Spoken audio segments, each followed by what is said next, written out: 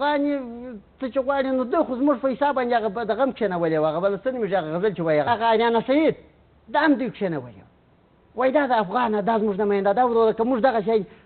دغه ښځې زموږ را نمایندګانې کوئ ملګرو ملتونو ناله چې پر هغه مشرتوب چې تشه کوئ دا خو زموږ څنګه را نمایندګانې کوي موږ درانه خلک یو عزتمند خلک یو په تاسې یې ټوپ ووهه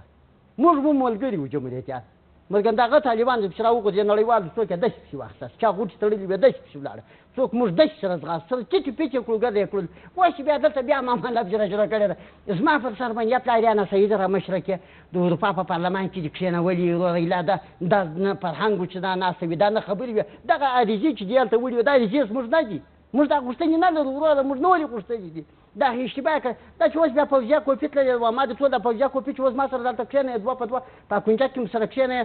2 لکه خبرې به یې چې زه وجې ته وکړو چې وروره ستا دغه مشکل دی دا مشکل دی دا مشکل وروره زه حساب ما هېڅ شی لا نه